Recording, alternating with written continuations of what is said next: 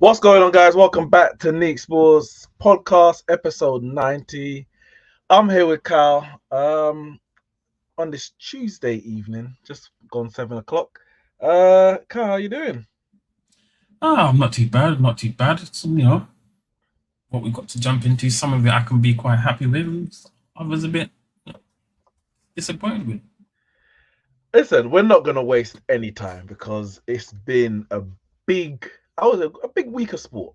Um, okay, obviously we had the football on the weekend, some big results. Man United beating West Ham. Obviously we had the midweek fixtures as well, so all that kind of plays into the week of football. Man United 2 wins in a row. Chelsea getting slapped by Wolves themselves actually on the weekend. Arsenal beating Liverpool. City, um, I guess maybe it doesn't change for much people, but mathematically anyway, they're favourites for the league in the sense that it's all in their hands. Having seen Liverpool drop points at the top of the table. But before all of that, or I would say even bigger than all of that, because we're gonna get onto Jurgen Klopp and him announcing that he left or he's leaving Liverpool at the end of the season, and that's big news in and of itself. But on transfer deadline day, now Transfer deadline.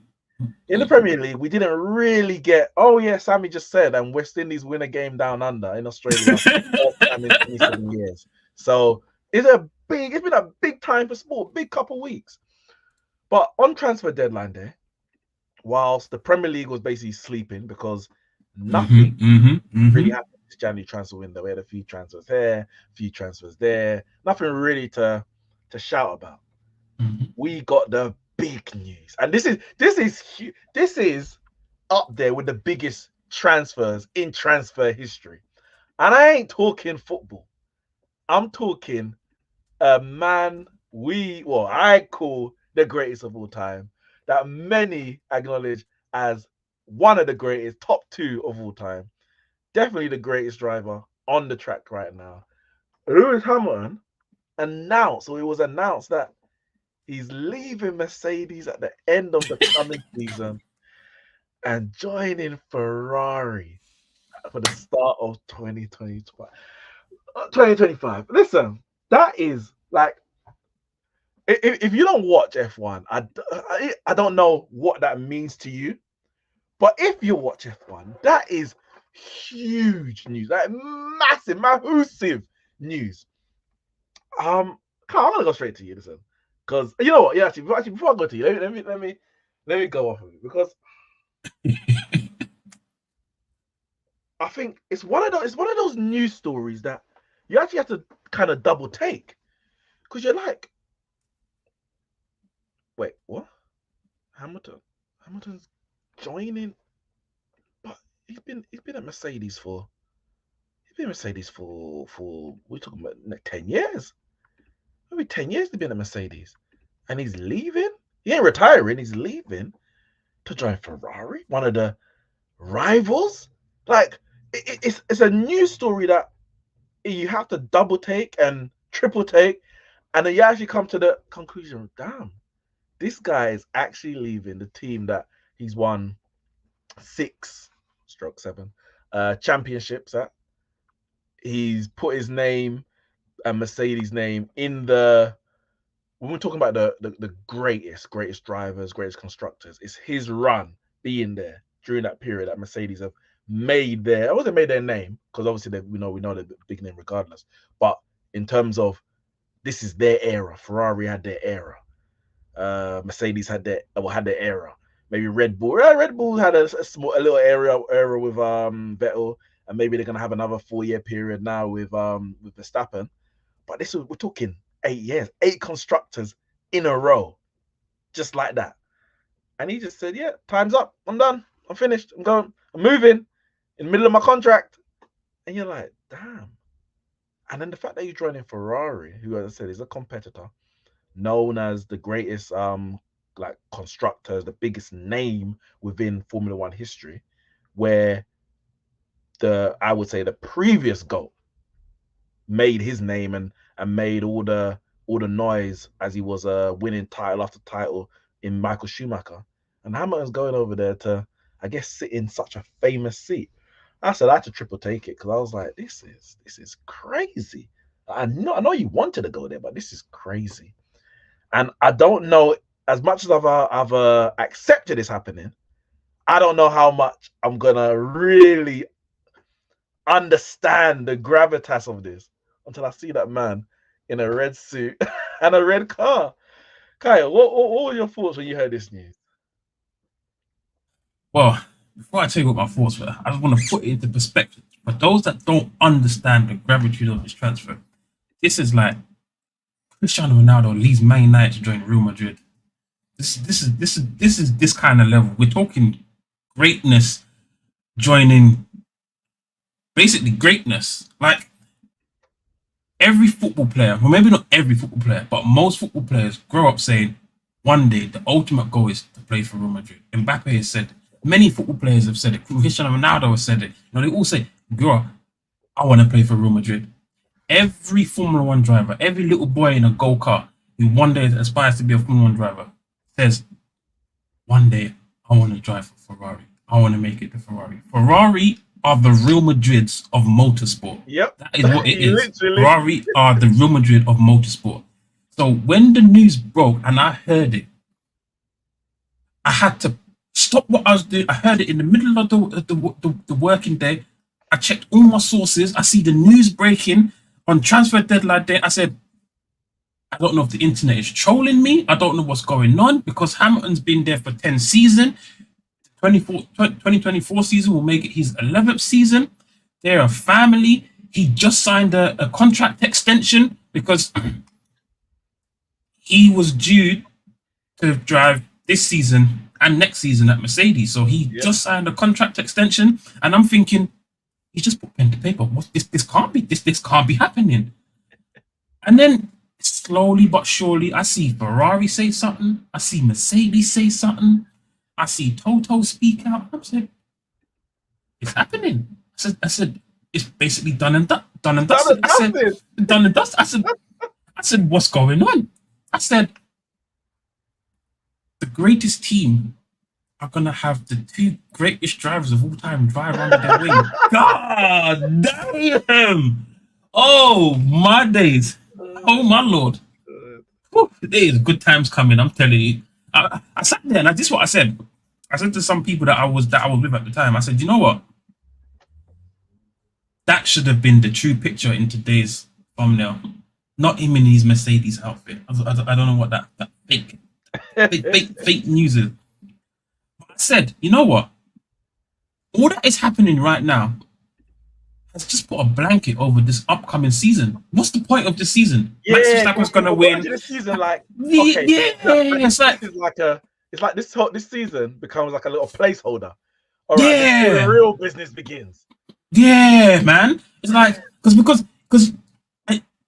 it all stacks up. Because remember a few weeks ago, right? I posted an article in the group chat saying that Red Bull have said that they've started works on their 2025 car already because they're confident in this year's car, meaning that they're confident that they're going to walk this season anyway. Red Bull Max going to walk this season. Mercedes ain't got a car to speak about, so Hamilton's out of the picture, and everyone's just going to be watching it like, well, yeah, he's joining Ferrari next year anyway. That's when it doesn't really matter. That's when the real games begin. Sainz is driving around with a strap on his face because he's getting the boot. So it's like, yeah, it's my last season anyway. It's like whatever. Like we'll do whatever. If I got a chance to win a Scup Leclerc, I'm gonna go for it anyway because I'm out of the car seat next season anyway. It's like whatever. So you're watching the season, you're thinking, yeah, I'm only watching it waiting for next season. Like if it happened like halfway through this season, then you get excitement waiting for like, okay, let's rush the end of the season. The season ain't even started yet, and I'm saying, bring on next season. Yeah, scrap. Put it. You know what they call it? Just cancel the season. Really, put it in the bin. That's what I'm saying. Award. What's his name? Verstappen the title because you know you're gonna win it anyway. Unless, the news is big because Christian Horner got his investigation going on now. God knows what's that about. Now, is that going to affect? It shouldn't. The car is what it is. The driver but those kind of things can upset the apple cart. And Red Bull should be winning this championship. but you get a bit of a little upset on one side. Maybe Ferrari get a bit of a boost Yep. because they know what's happening. And to be fair, remember, if I'm correct, at the start of last season, Ferrari were close, or not close, but it looked like maybe they can challenge Red Bull, and then it Wait, kind of when you say the start of last season, the season just finished. yeah. Or am I thinking the season before that? You're thinking the season before that. The Oh, start okay. of the season just gone. It was Aston Martin and Alonso. Oh, okay. Yes. And it's like, so maybe it's like, okay, maybe Ferrari like maybe we can do a ting, and they and Red Bull got all these internal issues to sort out. You never know; those things can affect a driver, and all it takes really is a 10th here and a 10th there, and you're sitting in 5th instead of sitting on pole. So it will be interesting to see how this affects this season. Because you said Sainz might be driving, and Sainz made affect Leclerc because he's like, well, I'm just driving for myself. But Yeah, he because may he wants drive to a bit secure a more seat for next year. yeah, Yeah, he but has, he has to get people next year. He has yeah, to drive exactly, more exactly, and exactly. secure his finances. It's like, am I trying to impress Mercedes? There's an empty seat there next year. Like he's trying to catch a seat for next year. So it's like, yeah, I got to do my thing. And what's it called? He's got competition because Mercedes is going to have an empty seat, but also more than likely, like 90% chance, so is Red Bull because Perez is on his last year, and I doubt Perez is going to get a renewed contract. So again, he's going to be fighting for seats with Perez. So yeah, there's lots to play for in this season in terms of people are going to be fighting for seats. There's going to be seats up for grabs.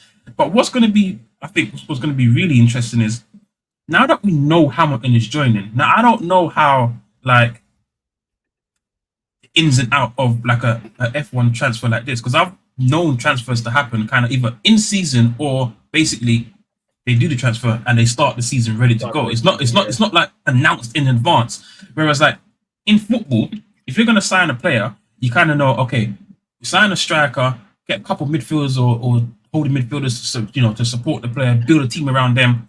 Hamilton's going to Ferrari. Every driver, every professional will tell you drivers like to have their cars a certain way. So like when Red Bull get a new driver, the car is built for Max because Max is their number one driver and Max likes to drive with a lot of understeer. So some drivers struggle with that because when they first go, they're not used to driving with an understeering car, but it's how Max likes it. So they build the car for Max. Now, Ferrari signing Hamilton, and Hamilton's going to be their number one driver. He's going to be their best driver. Forget what Leclerc thinks. Hamilton's going to be the number one driver. So now they have to build a car for Hamilton, but Hamilton's not there. So what are they going to do this season? Are they going to try and? This is what I was. Sorry, continue. Finish this sentence. Are they going to what? Yeah. Are they going to try and? Have they asked Hamilton what's he looking for? What should we try and build on? How can we construct the car for you? Are they going to look to work on that this year and try and put it together? But then if they don't have the driver to test to see if it's working or not, how will they know if it's working? Like where do they go from here? Or they're just saying it's a done season because the car's not good enough. We're going to try and make the car as good as possible for next year, and then let Hamilton take over from there. And he might need a year's grace to try and work on the car and give his feedback. He ain't got a year's grace. He's getting old, man. What can you do? Because this year is wasted now. Because you know he's not going to be a. Because the problem is, there's two things. There's actually this double whammy, and this season's wasted because the car's not good enough. And also, he's not going to be able to get involved. Well, it depends. He won't be able to get involved in anything for future cars for next season. Like in terms of looking at design and all that, because obviously it's a conflict of interest. He'll take that information back to when he goes to Ferrari. And are they going to put any energy in working on this season's car? I guess they will put some energy because you don't want to finish low, regardless of whether it's Hamilton's last season or he had 5 more. You want to be as competitive as possible, but you're not going to unnecessarily waste resources when you know, especially that driver's leaving. Are they going to put more focus on to Russell because he's going to be the number one driver after Hamilton leaves? Whoever they get, he's going to be the number one driver. So is this season going to be more, or what does Russell need? What do you need? Obviously for this car and also next season because he is the future of Mercedes at this point. So this is really a dud year for Hamilton. And then, as you said, what leeway does he have to work with Ferrari for next year's car? Mercedes are probably, if they can, they'll block that because they're like, why would we allow him to have that advantage going into next year where he can work on the car? So he might have a year where he can't work on next season's car for Mercedes, next season's car for Ferrari, and his current car ain't gonna do anything for him because they're not gonna like. Yeah. It depends how the relationship is. Are Mercedes gonna be like ultra competitive and say, no, you're in contract, this is how it's going, or are they gonna say, all right, you know, maybe during the mid-season break you can go to Ferrari, or I don't know, maybe end of the season he might, instead of going straight on his holidays, he might have to go to Ferrari for a few weeks, give it a little whatever. Maybe because you know they do. I think they do like post-season, like the testing. I'm sure they do, innit? At the end of the season. Yeah, they do. Yeah. Maybe he'll do those test runs for Ferrari at the end of the season before the next season. I don't know. It's definitely a techie one. I think whichever way it's ran, I think Mercedes are kind of working at half capacity because they're down a driver. Because what you don't want is to say, all right, we're going to be professional here, Hamilton. We're going to kind of run the season as it was a normal season for us. Give us feedback. We're still going to try and develop the car because after you go, we still want to try and be competitive. But it's like, if they do that, then Hamilton will be like, boy, they did put one new drive shaft in kind of like this, and it did work wonders. And then, you know, he will say to Ferrari, look, listen, Mercedes done XYZ, and it worked. Maybe you can look to implement this. Well, because obviously he now has the capacity to leak info to Ferrari. Now, it may never happen because everything Mercedes do might turn out to be, you know, fodder and just doesn't work. There might be no info to relay back. But there might be off chance that something does work, you know, and something improves. Like they might say, oh, we put in a new, I don't know, front wing design, kind of like this, or side pods, or whatever it is that they do. And it's like, oh, that works. And Hamilton could, you know, feedback to Ferrari. I think whatever happens, Mercedes are kind of working at half speed. If they decide to keep Hamilton out of the loop, because it's like, well, you're not here next year. We don't want you to know what we're working on.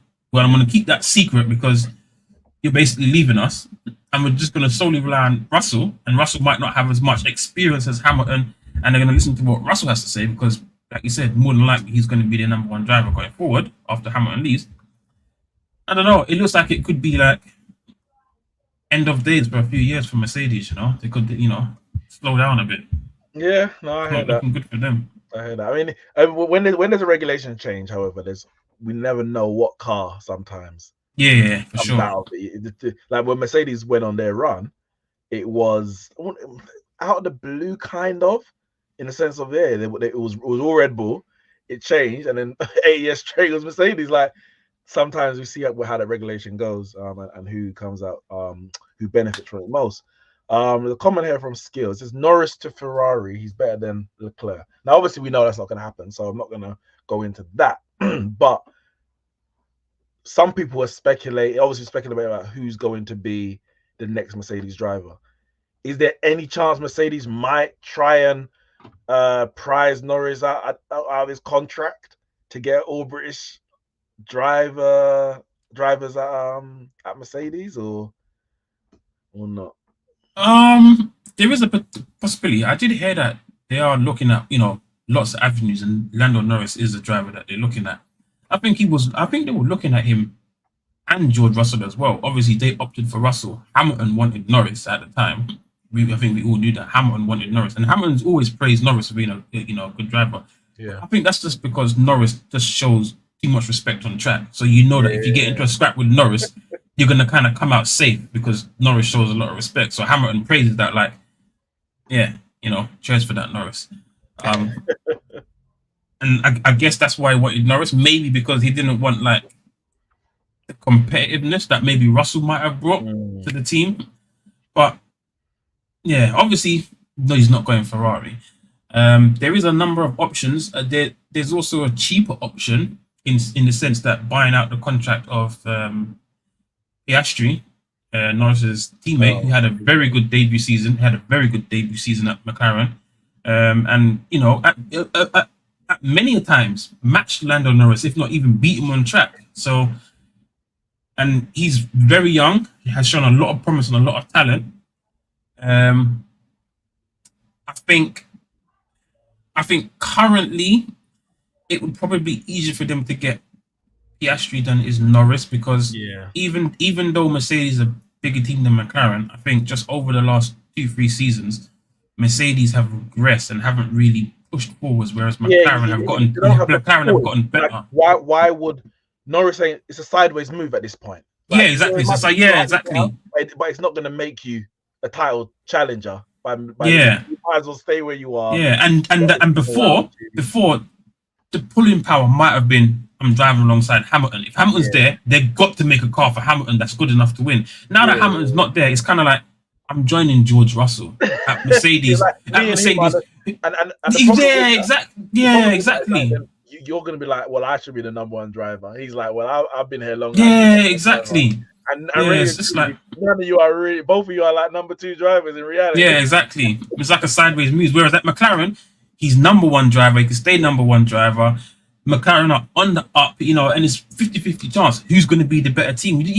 At this point, you don't really know. So yeah, for Mercedes, probably easier to get Piastri. It's cheaper as well because he's a rookie. He's had his rookie debut season.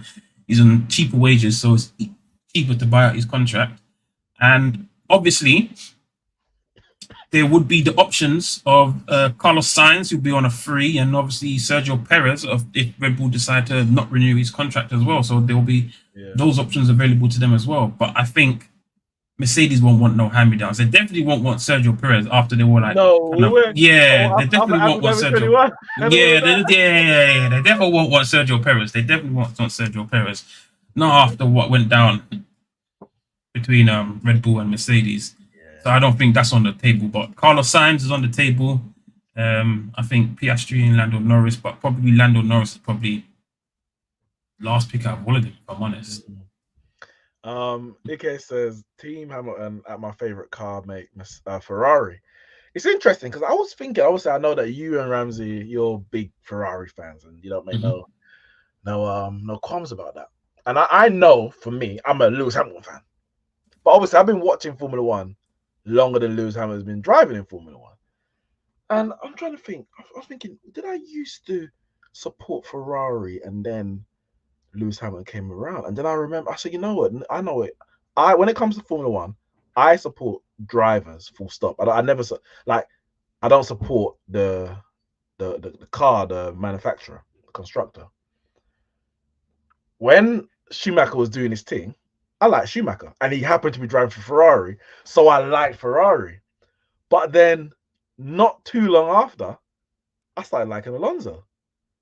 So then it was like, and this is before Alonso. This is when Alonso was at Renault, and I've liked So Alonso. you're a glory hunter. I'm a glory hunter. Oh yeah, you're right. But I realized no, it's not. It wasn't for. Even though I like Ferrari, that's why I've been watching F1 for 20 years. I'm 32 years old. I'm going to be 33 in I don't know, 4 or 5 months, 4 months. And I've been watching at least from 2000.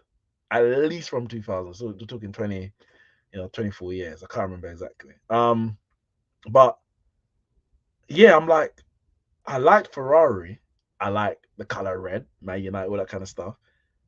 But then when Schumacher retired, left, whatever, I know he went to Mercedes at one point. I didn't really like Ferrari anymore. It was nothing to do with Ferrari. I did like Raikkonen, I like as a driver. Massa, I wasn't really a big Massa fan. Then I liked Alonso. Hamilton came and it was like, well, black man in Formula One. First time I ever seen it. I ain't seen it since. Might never ever see it again. He's got my whole backing. So there's a lot of people like, oh, why is Hamilton leaving Mercedes, going to Ferrari? And I'm like, I don't really care. I want Hamilton in a car that he can win a championship with. I don't care where it is. Put him in a Haas. If a Haas is a title challenging car, then I'm happy. And wherever he goes, whether it's a good enough car or poor car, I'm going to support him regardless. So when it comes to me, yeah, it's all about the driver. I think the only team that I would be like gutted if he went to is Red Bull, because obviously him being there for 8 years and created that rivalry, and that's like an Arsenal Man United kind of rivalry. It was real. it got real nasty. At some point, it got real nasty. I couldn't see him go Red Bull and be happy about it. But of course, after a couple of races, I'd be like, yeah, Hamilton, isn't it? I just got to support him wherever he goes. So for me, him going to Ferrari is a bit on the surface of it. In theory, it's neither here nor there. But actually, I'm actually happy he's gone Ferrari because, as I said, is Ferrari being the greatest manufacturer of constructors that we've had in the sport, and it's iconic. It's an iconic model in general, street car or racing car. The Ferrari's a luxury brand, and then you got Hamilton, who for many is the greatest of all time, and now he's gone boom into Ferrari. It's a match for me. It's a match made in heaven, and I just hope. I think that will be like the crowning glory of his career if he can win just one championship. It's like LeBron. He went to Miami, won 2 championships. He went back to Cleveland, which is his home, and he won a championship there in great circumstances. But going to the Lakers and winning a championship there is it's iconic because the Lakers have they're such a massive brand. They're the highest winning franchise in terms of titles. So it's just like GOAT for GOAT, match made in heaven. That's on your resume. Whatever happens after that, you won at the Lakers. Whatever happens after, you won at Ferrari. And not many drivers can say that. And as you said at the beginning, a lot of drivers, upcoming, whatever, that is their dream. I want to go to Ferrari and win a championship. I want to go to Real Madrid and win the Champions League. I want to, and I want to go to the Lakers and win a ring. And that's what I hope Hamilton can do. I think he's probably got. Well, let me ask you, how long do you think he's got at Ferrari? I don't know. They haven't announced the length of the contract. They said a multi-year deal, I think. But how long do you think he's got? Like, what's his window to win at Ferrari? Should I say? Well, car dependent. If I go based off of Fernando Alonso, and even though Aston Martin didn't have the best car on the track, they had a very good car at the start of the season, and he was very competitive, and he was so confident. I remember he made the famous statement, "I'm going to finish on the podium every race this season." Obviously, he didn't. Their car fell off at least halfway through the season. But Alonso is 42 years old, and Hamilton right now is 39. Yeah. So when he joins Ferrari next season, he will start the season at 40 years old. And if Alonso's 42 now, and he was still doing it. Yeah, last season, way better than Lance Stroll. Lance Stroll couldn't even handle that car. Way better than Lance Stroll. Yeah, you give Alonso a car, he's Alonso a car, he's winning some races, and he's 42 years old. So I would say, and I look at Hamilton, and I kind of see the same in terms of like physical condition. He keeps himself in top shape, in top condition. He doesn't look like he's. Like, when I look at someone like Bottas, he looks like kind of out of shape, and he looks like, he couldn't go the distance. I look at Hamilton, he looks fine as a fiddle. Now, the only difference I would say is that Alonso is 42, but he did have about a 2-year break when he retired from F1 and came back. Now, that may have rejuvenated him and give a little rest. Hamilton's not had no retirement, no couple years out, no rest period, so it might play out a little differently. But I'm gonna give him the benefit of the doubt, and I say he's gonna have at least good 2-3 years. I think 3 years tops, no more than 3 years. If he doesn't win it in 3 years, it's done. I agree. I think 3 years. His 3 years at Ferrari, win a championship. And I mean, I'm not gonna say call it a day. Do what you want in it. If you want to go to I would love him to retire at the top. I think he will retire at Ferrari, because if it's different for someone like Raikkonen, you went to Ferrari at the middle of your career, you still had a lot of time after that. Hamilton's going at the back end of his career. You do a 2-3 years there. Where you going after? Like, where you really gonna go? Like, it's gonna. At that point, you're driving for the sake of driving, and you don't need no money. So I would like to see him retire at the top, and I think I would say 2-3 years, to win a championship. But yeah, as we know, it's a lot to do with the car. Like, you can see the skills of drivers regardless of the car. But in terms of actually winning, you have to have the car. No matter how good you are, you have to have a car that is at the bare minimum competitive. You don't have to necessarily be the best car. If you're far away the best driver and you got a competitive car, then yeah, you got a chance. But if you ain't got a good car and you're the greatest driver that ever lived, you ain't got no chance regardless. Tell you what, though. I tell you what. I would absolutely love it if he actually got a car from Ferrari that was literally on par with Red Bull and can compete. Because I tell you what, I truly believe that Hamilton has actually not learned a lesson, but he's learned something along the way about Max and how he goes about his business. And if he was to be able to have the chance to go toe to toe with Max again, I tell you what, he's going to give him absolute hell. He's not going to. No. I think we saw that in 2021, but we saw it late. Oh yeah, we saw it late, but he finally realized. No, he realized, whoa, this guy, I can't. Yeah, but I'm saying off the bat, Hamilton's going to be like, I ain't taking this guy's crap no more. I'm not taking nothing. Yep. You wanna come at me like that? I'm gonna come at you the same way, bro. We're both spinning out of this track. Yep. He's gonna be like, if I don't win it now, what could happen could come again where I don't have another car for another 4 years that can compete. So you know what? I've got to take this now. He's gonna come with hell. I'm telling you, he's gonna come with hell. So I would love it if Ferrari gave him a car and said, listen, you can compete. Go and get this 8th title. Go and win us a championship. Because Ferrari are down bad as well. They are desperate for it. Because as much as Hamilton's, I don't want to say desperate for the 8th title, but he wants it really bad. Everyone knows he wants the 8th title. He wants to be the without a shadow of a doubt, the greatest of all time. You can't say, yeah, you got 7, but Schumacher got 7 first. Like, and then he started adding all the other bits, so he won 5 in a row. He did exactly. Like it's just he just wants. Yeah, but he won 7, I won 8, and that's it. Exactly. Simple as. And yeah, man, I would just love it. But I think Ferrari also, they're desperate because in that period of 8 years constructors that Mercedes won, Ferrari got no titles. They ain't got none in the 3 in a row that Max has got. And then before that, Vettel got 4 in a row. Before the Mercedes, they got 4 in a row. So Ferrari down bad. Huh? 2010 is their last title, isn't it? Yeah, the 14 years. They're down bad. They're down bad. So they're just as desperate for a win. So you got Hamilton that really wants to win, and obviously Ferrari really want to win as well. So, and not only that, just to wrap it up, it's not just Hamilton. They've got Bono. They've got some other signings from other teams. They picked up who was it from Red Bull that they picked up, and they picked up one technical engineer, whatever, from Mercedes. So they put in the best people from other teams, and Hamilton the best driver, and they bring them all in. Bono the best radio engineer, bringing him in as well. Because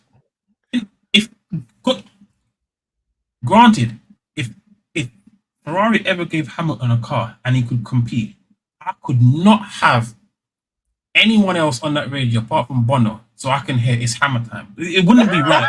It would not be justice. It wouldn't be right. It wouldn't be right. Here's some Italian guy.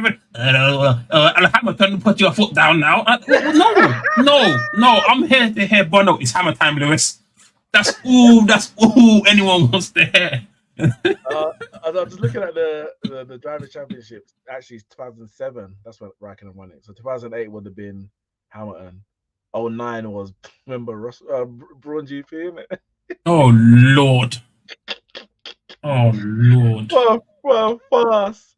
But yeah, 2007 was actually the last time Ferrari won both drivers and the constructors. So we're talking 17 years by the end of the season. 17 years. That's you get into Liverpool territory. 1 in 30. That's crazy. Yeah, it's bad. It's bad. Ike says, whose car is? I'll leave. You can answer this one. Whose car is currently the best, and where does Ferrari sit at the moment? Well, without a shadow of a doubt, Red Bull's car, Max Verstappen's Red Bull team, they have the fastest car.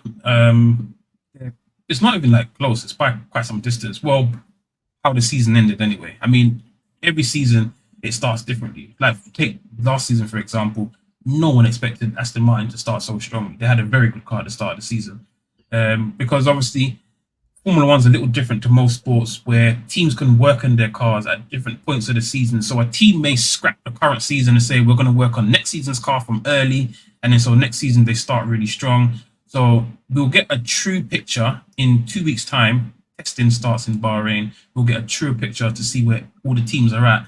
But in terms of where the season ended, Red Bull's car's the fastest by quite some distance as well. Where does Ferrari sit? Ferrari probably sit as second behind Red Bull, if I'm honest. I'm not disagreeing with you, but yeah, even though go on. Yeah, even though they didn't finish second in the Yeah, constructors, that's what I'm gonna say. yeah, they didn't finish second in the constructors, but I feel like overall package, like they have a faster car. In terms of if we're talking raw pace, I would say that they have the second fastest car across multiple different circuits. Obviously, you might have a straight line speed circuit where like McLaren do well because McLaren have like one of the fastest cars in a straight line. But then you might have like a street circuit or a circuit that's a bit slower, has more corners.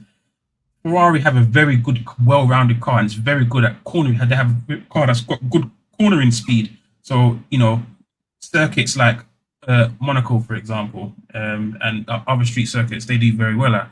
So I think you can expect to see Ferrari in the top three. You can expect to see Ferrari I would agree. in the top three. I think the reason why Mercedes finished above Ferrari is because of their drivers. I think Mercedes got a better driver pairing in terms of just potential to gain points compared to Ferrari.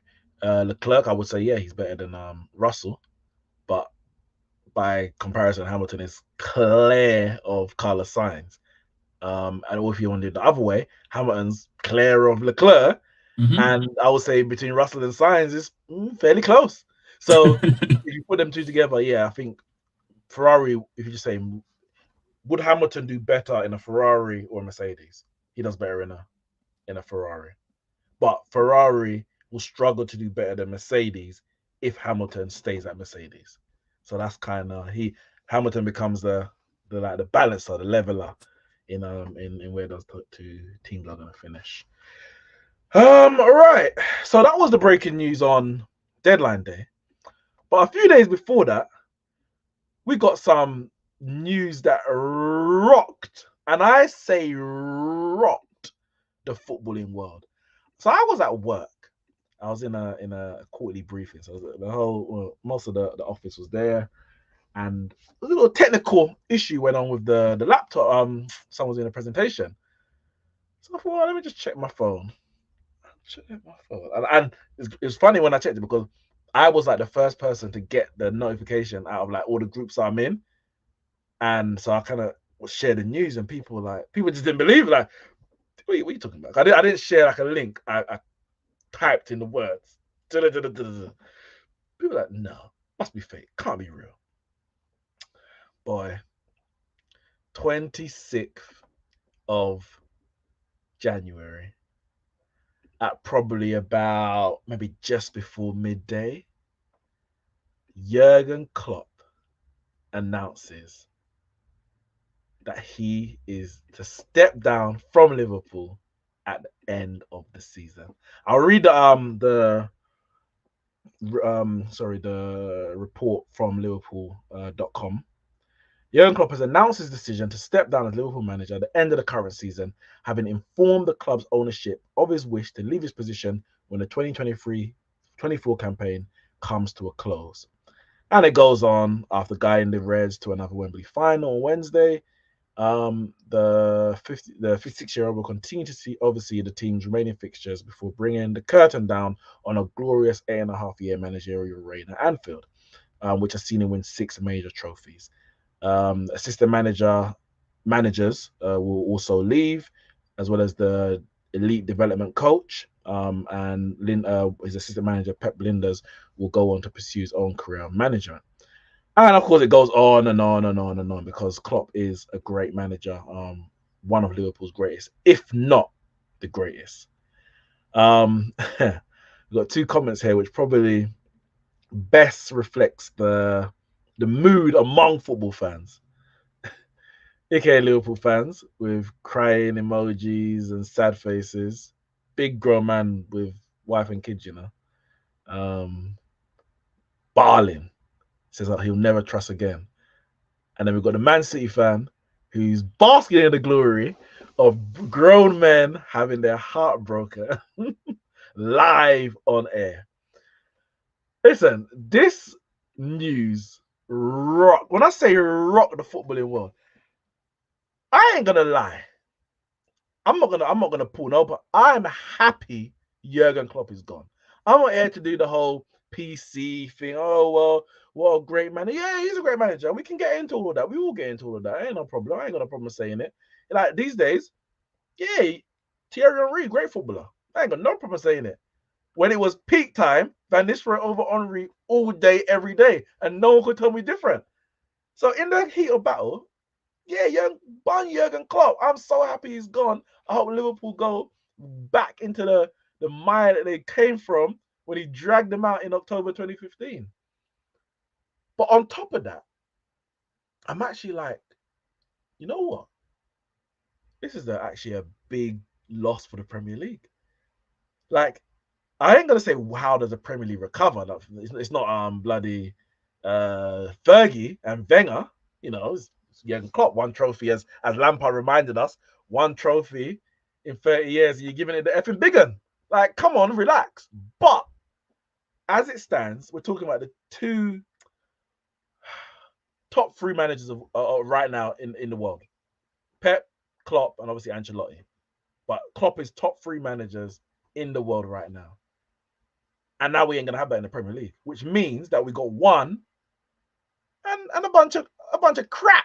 Let's be real. Let's be real. A bunch of crap behind him, a bunch of nobodies, bunch of pretenders, wannabes. It's a big loss for the Premier League. I ain't mad. I ain't lost anything, but it's a big loss for the Premier League, and that's just the reality of it. Kyle, when that news came through, like, what was your initial thoughts? You know what? I saw it, and then at first, I didn't quite understand, like, the magnitude of what was happening. I didn't understand the magnitude of news that was broken to me. I saw your message first. Breaking news. Klopp announces he would leave Liverpool at the end of the season. And I'm like, yeah, okay.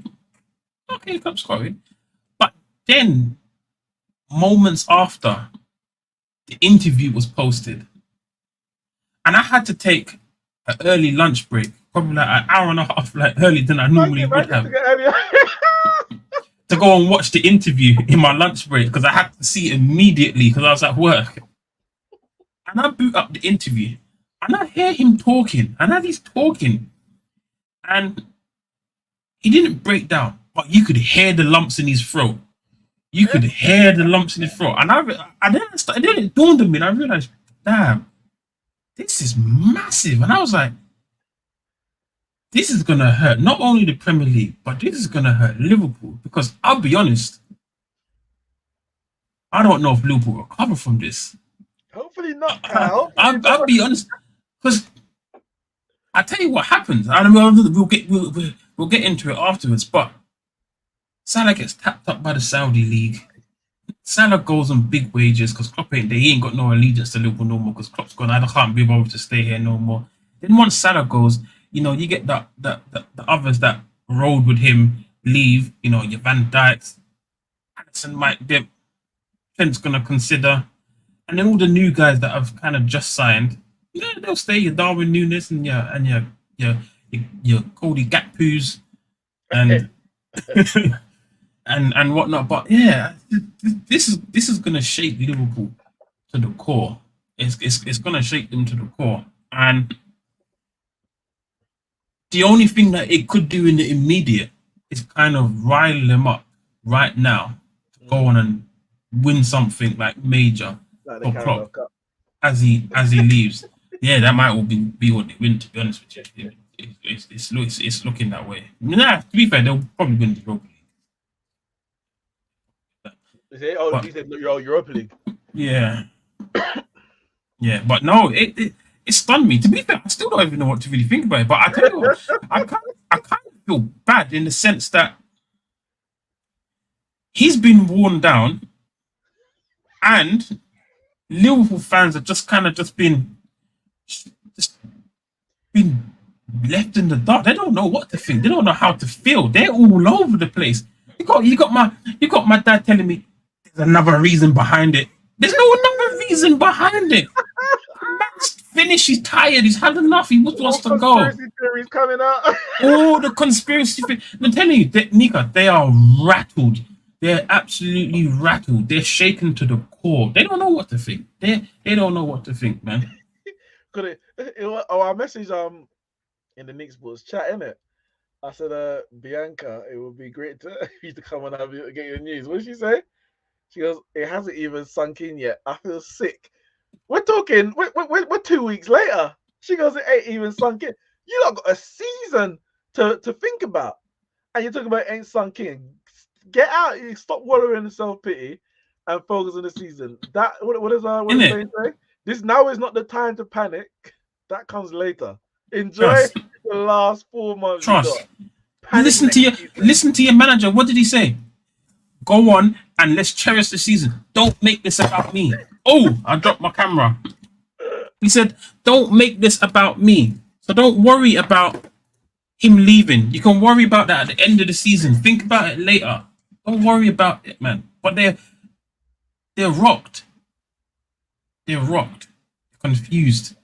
Yeah, listen, it's massive. As you said, and like when you deep it, I don't feel sorry for him. I don't feel sorry for him. I don't feel sorry for Liverpool. But it's peak. They have busted their gut. And when I say like they could have done no more than they've done. And they got one Premier League. Okay, you got the Champions League. Give you that. Great. 8.5 years. Greatest manager you've had in Premier League history. The man got one title. About 1,000,000 points, but one title. Because you came at the wrong time. You came like it's not the same, but it's similar to Wenger. Because I say similar because Wenger didn't win Champions League, but he won multiple Premier Leagues, won 3. But there was a period between 04 to 07. So you're talking 4, 5, 6, 4, 3 years. I'll give 3 years, 4 to 6, where Man United were going through this rebuild. And Wenger just went unbeaten. Man United were struggling to kind of even compete in Europe. We were changing a lot of players, spending some big money, and it wasn't always working out. I think when did Fergie think about leaving? Maybe it was a couple of years before that. And really, truly, that was the era for Wenger to, maybe win back to back or whatever. And up pops Jose Mourinho, and my man never won again. And I think it's similar to Jurgen Klopp. It's like, all right, you've gone to Liverpool, you've built this team, they're ready to challenge year after year, 97, 98, 99 points, 95. But there's another guy there. There's another. Jose said he was a special one. This is a genius. And Klopp is just, there's nothing more he could have done, yet there's so much more he could have won. There's actually, when you actually think, because at the end of every season, or as games are approaching in the title region, Klopp should have made that substitution. He should have made that starting lineup. He should have. The man got 95 points. He got 97 points. Like, there's nothing more he could have done.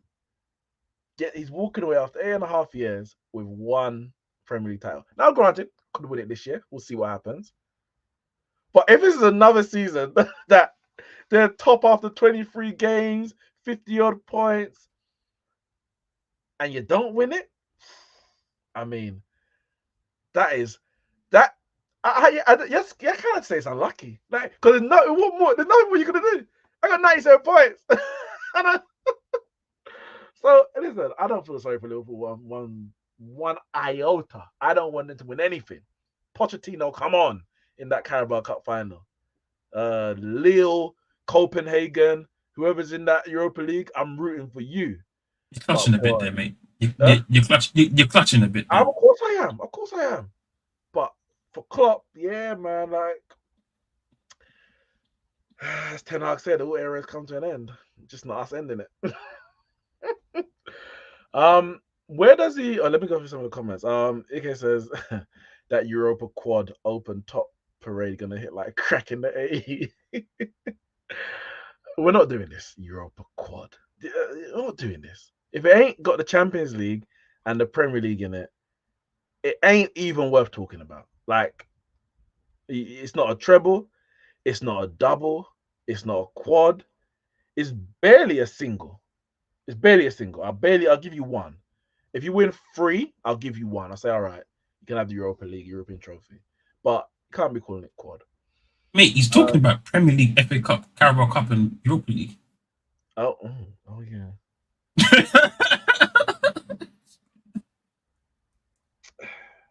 True. Just replace the Champions League with Europa League. That's what he's doing. That's embarrassing. It is very embarrassing. The last time you went for the quad, what happened? You had Mane upset celebrating the Carabao Cup and FA Cup, and when all he wanted to do is go to Bayern Munich. Junior Hussein says Liverpool had that Klopp pool. They'll be fine, but Klopp is a special manager. Not many like him, so that's a big miss for you guys. Well, them guys. Plus, Trent might dip to Real Madrid. You'll be fine, but still funny. And Yannicka says Pep saving football. I mean, he's ruining football. Actually, I'll be honest with you. Yeah, I wouldn't go that far. I mean, thanks for not letting Liverpool win the league, but yeah, Pep can leave as well, and that's when the open top bus parade starts. When Pep is gone, the league is back. When Pep is gone, that's when because Klopp leaving, it's just there's one less challenger to Pep. But what does it really change? Nothing really. Man City's still gonna win. It just means there's one less challenger. It's so funny because now that Klopp's leaving, I bet you any money Pep goes and renews and signs a new contract. Because when I saw his interview after the news broke, it must have been like the next day. Yeah. They asked him about it, and the guy was like, I'm gonna sleep a little easier at night now, knowing that I haven't got Klopp chasing me in the Premier League title. He said I'm gonna sleep a little easier now. He's probably seeing that news and thinking, damn, I can run away with this for years to come now, man. I might as well stay. Arteta's Arsenal. Arteta's Arsenal. 10 pounds Man United. Come on, I'd have some of that every day of the week. Like, what are we doing here? Back for who, Yannicka says? Back for teams that don't have 115 charges hanging over them. How about that?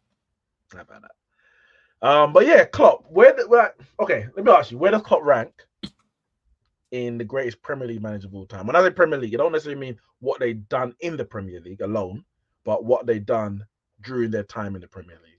Okay. So era career. Where does he rank?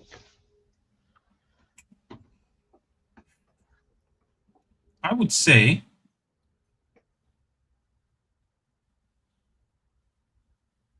he ranks 4th.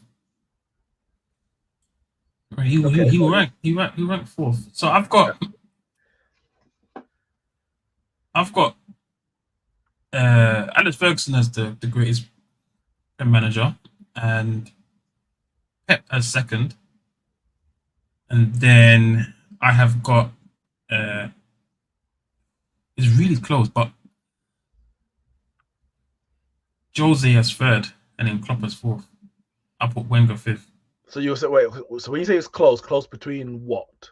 Between Jose and Klopp for 3rd place. I've given it to Jose. Why? Why did you give it to Jose? Because I know you said. I mean, it's basically just the amount that they won, and also just like both of them have done something similar. Like Chelsea were nobodies until Jose came. And Jose came, said, "I was a special one," and turned them into winning machines.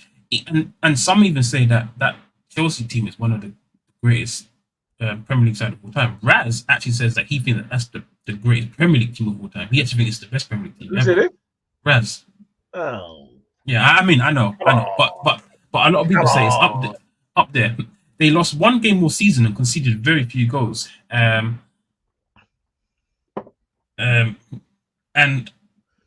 he didn't win a Champions League with them, did he? No, he never won a Champions League. No. Yeah, he never won a Champions League, but he won multiple Premier League titles and just one of the most fearsome teams we've ever seen. Whereas Klopp only won one Premier League. Granted, he's won a Champions League, but it's one Champions League, one Premier League, FA Cup, Carabao Cup, some small trophies as well.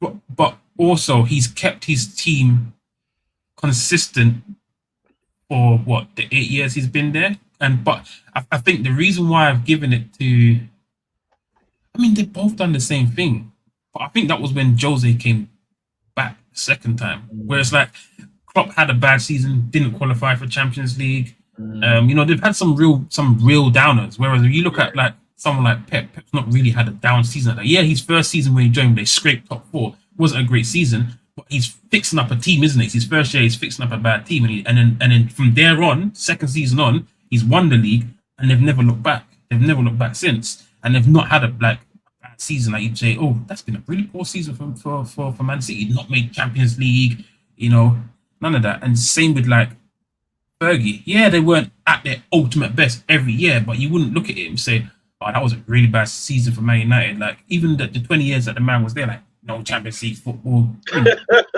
like it didn't happen, and it happened with Klopp. So I think I'll give it to Jose over Klopp. And I just think for the length of time that Wenger was there, he was bested by 2 different managers. He was bested by Fergie, and he was bested by Jose. And Klopp has only been bested by one other manager, and that's Pep. Now, if Pep wasn't there and Pep left, Klopp would have dominated. 100%. Klopp would have absolutely dominated the Premier League. And that's why I've got Wenger in 5th, because I just think he's been bested by other managers. And he's won 3 Premier League titles and a bunch of FA Cups, but no Champions League. I just think his teams are a little weaker. I mean, granted, an unbeaten season is an almighty achievement. It is an almighty achievement. I think all 5 of them are top tier managers, but I got the same order as you. I got exactly the same order as you. Fergie, 13 Premier League titles, a couple of Champions Leagues, FA Cups. Like, you can't. I don't think you can outdo that. We're talking Premier League era. Yannick put Pep first based on how many trophies he's won per year. Yeah, I mean, no, that's just. It's because I think Jose's probably got a better per year record probably than Fergie. I don't know. I haven't done the maths, but short period of time, he won a lot. Obviously, he got sacked. Pep didn't get sacked, granted. But I wouldn't. But that's a silly metric to go by anyway. And I tell you why it's a silly metric. Just quickly, because basically he's come to the Premier League and he's having his best years. Now, if he was to stay for 20 years, there will be periods where he's got to rebuild, and he might not have a strong period. Whereas if you was to take Fergie's best 8-year period and then go toe to toe with Pep, it might even be better, because he went 3 in a row, didn't win, and then 3 in a row. So you're talking 6 and 7 years. So if you take his best 6, 7, 8-year period, it might even be better than Pep's. But you're looking at over a 20-year period, which is much. So it's a silly metric to go by. You just have to look at it in terms of what they've won and achieved. Whilst being a Premier League manager, Fergie's done it all, and he's done more. You don't even know if Pep can do it for 20 years. I'm not saying that he wouldn't, and he can't. One of the greatest of all time. But it's a silly metric to use for me personally. And then Pep obviously second, no debate there. Won 3 in a row, probably going to be 4 in a row. Won a treble. Can't argue with that. I'm very comfortable in Jose third. Like, it's not even. No, I'm not saying it's not close, but there's no doubt in my mind. I don't have to question it at all, because you said, I think obviously the unbeaten, that 2004 side was unbelievable. The football that they played, brilliant.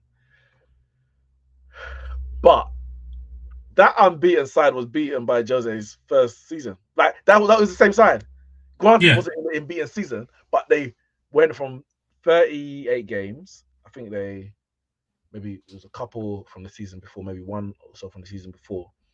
38 games, and they went into that season onto 49 games. So maybe the first 10 games or so of the league, I can't remember exactly. So That was the team. It was the same team who were continuing the unbeaten record up to 49. I remember the month that they lost the unbeaten run, and it was in Yeah, January to Man United. no, October. It was October. October. Was it October? I was for Yeah, it was certain October. It just was Rooney's. I think it's Rooney's birthday. I think he just turned 18. No, 19. It would have been 19 because it was 18 at the Euros in 2004. Yeah, so it was the 19th October. It was early in the season. 2-0. And so Jose beat that team. He beat that team. It wasn't the greatest football, but it was hella effective. As Yannick says, 15 goals conceded, back-to-back Premier League titles. He defended his title, which we know is difficult. Klopp ain't done it. Ranieri ain't done it. Wenger ain't done it. Yeah, obviously Wenger ain't done it. I was thinking the Blackburn manager, Kenny Dalglish didn't do it. So Ancelotti didn't do it. Pellegrini didn't do it. Mancini didn't do it. Like, there's many managers. Conte didn't do it. There's many managers who won the Premier League and they ain't defended it. 3 managers have. Fergie, Pep, Jose. That is unbelievable. And I think on that way, and then the fact that he went away, won away, and came back, took 1 year kind of just to get the team ready, and boom, won it again. So he's got the same amount of Premier League trophies as Wenger. 3. Same amount of Wenger. He's won obviously FA Cups and League Cups. Wenger's won more. I think the only thing Wenger has over him, it depends how you want to look at it. Granted, they play better football, but that's very subjective. What is better football? Winning football is the best football.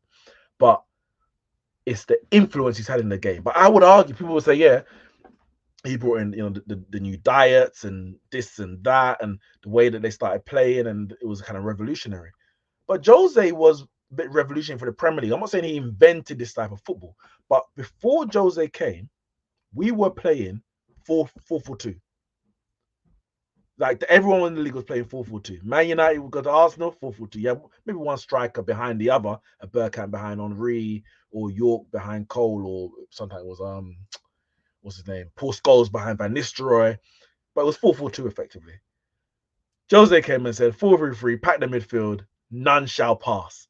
And everyone had to change to 4-3-3. So the same way that Pep's come in, and Pep's done it more. Again, he didn't create this type of football. We know it's come from the total football of Johan Cruyff and Netherlands.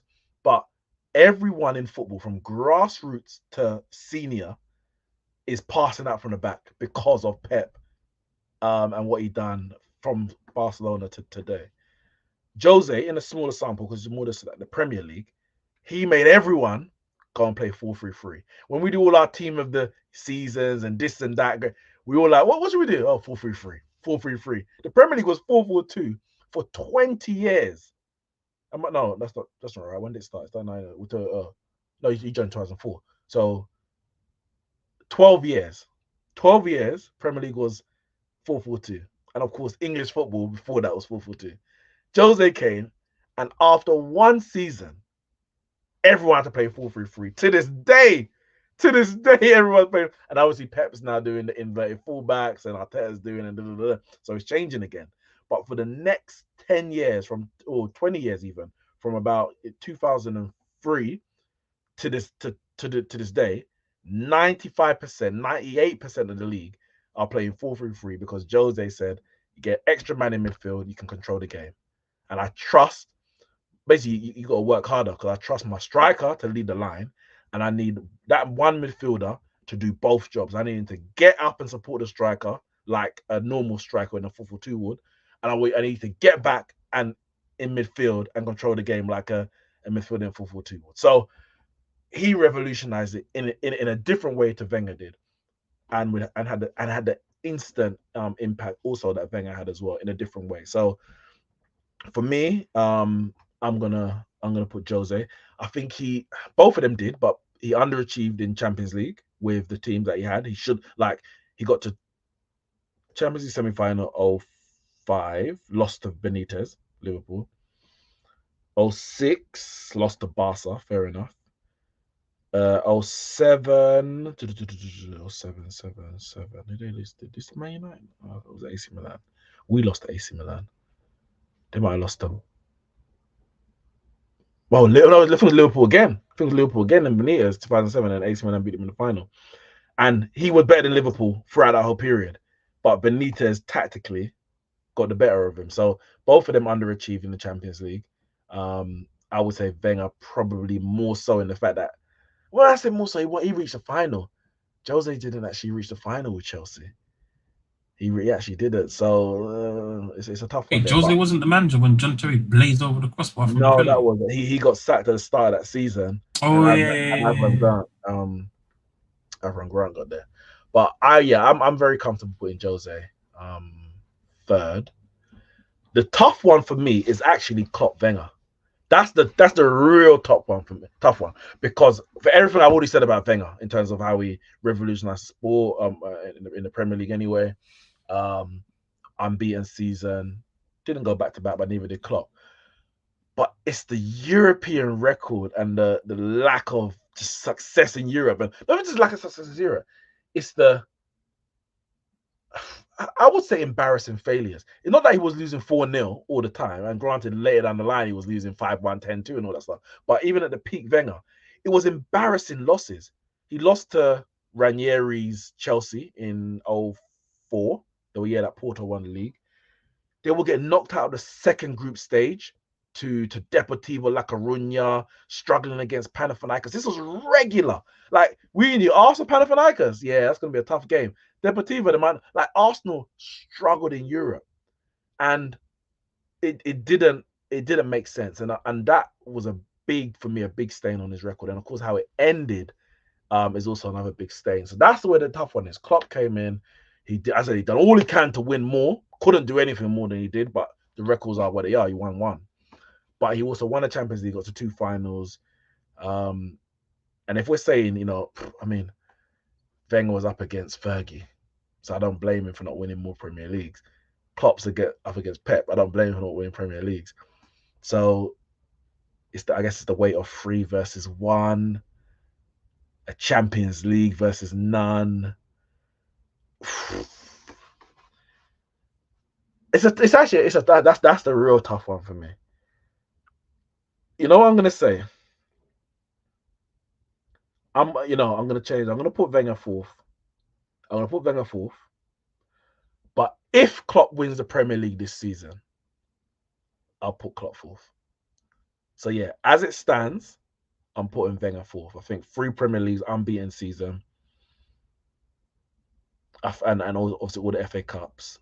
You're going up against what we're saying is the greatest Premier League manager. Klopp's going up against the second greatest Premier League manager. I know it's not. You can't. It's hard to do it like that, but I don't know how else to. Yeah, I'm gonna put Wenger fourth and Klopp fifth. But God forbid Liverpool win this Premier League title.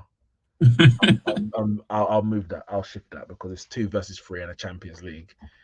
I don't think you can argue with that. So that's yeah. But yeah, Liverpool. How do they recover? Alonso.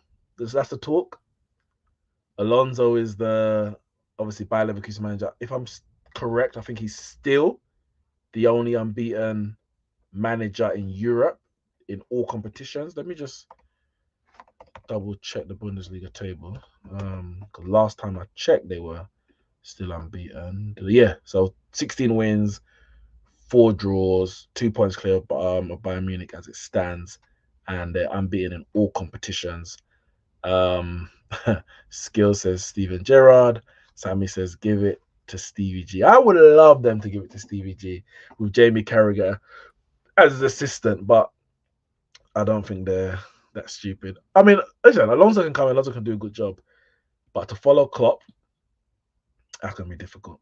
Being as a Man United fan, I know Klopp ain't Fergie, but as far as Premier League goes, he's your Fergie. It's like Pep ain't Fergie. I mean, in terms of Premier League, but as far as Man City goes, he's your Fergie. And to replace him is gonna be so difficult, nigh on impossible. And I'm gonna be here for it. I'm gonna pray and hope that Liverpool crash and burn. Oh, it's gonna This be guy's beautiful. deep. Oh, it's gonna be beautiful. Listen, we have suffered enough. The time for suffering is over. Someone else must take this suffering. It's like Arsenal. Arsenal been suffering for years, and now Chelsea's done like a Captain Ginyu changed bodies and swapped and just said, "Boom! All right, we're gonna take the suffering for you, Arsenal. You move forward and step into our place." That's Yeah, what I need for Liverpool.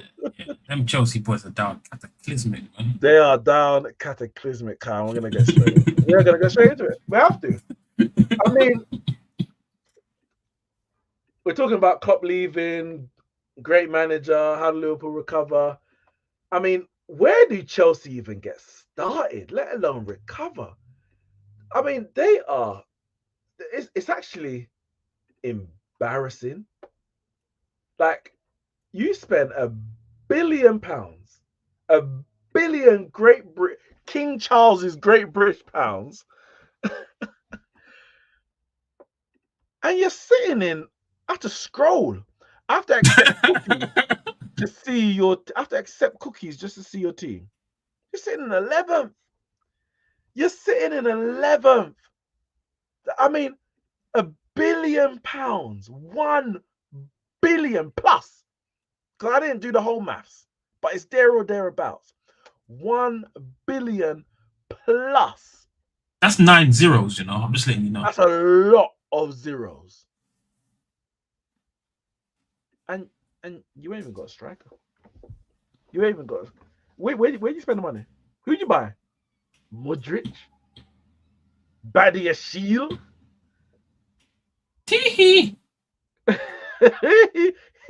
Jackson. No Grammys. I ain't talking about Michael Jackson 8 Grammys in '84. I'm talking Nico Jackson 8 goals all season, all comps. That's what I'm talking. 2024. Times have changed. 30 years, 40 years since Michael Jackson won 8 at the Grammys. 30, 40 years later, Nico Jackson got 8 in all comps, and that's what Chelsea relying on. I didn't do the maths. I don't know what he's got, but listen, it's embarrassing. And I mean, I guess my question really, and this is where I guess when it comes to who's at fault? I mean, does Poch deserve to lose his job? Is it his fault? Do you scrap it and start again, or does Abramovich have a hostile takeover and get his club back? Like, who's at fault for all of this? Well, I'm gonna be honest. I'm gonna be very honest, right?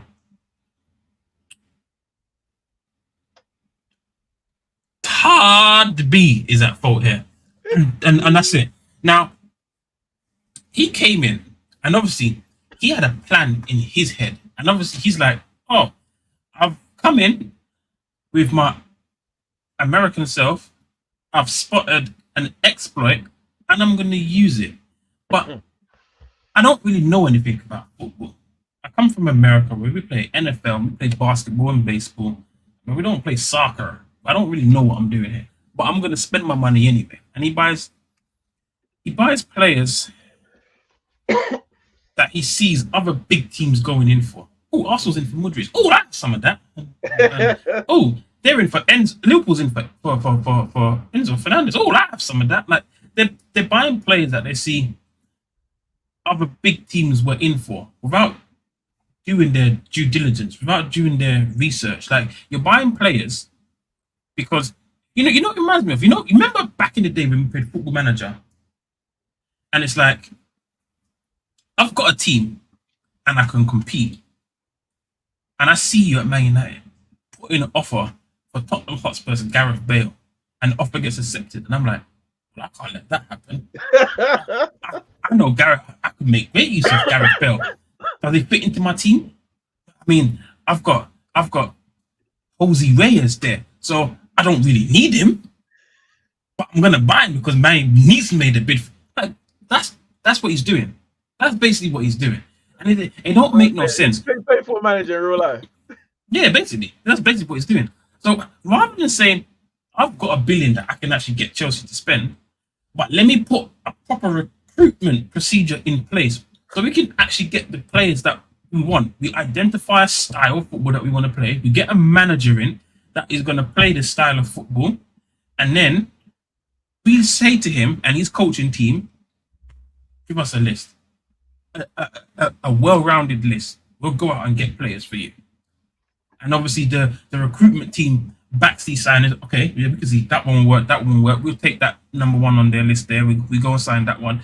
And you do it over a process. What he tried to do was come in and make Chelsea winners immediately off the rip in the middle of a Josep Guardiola dynasty.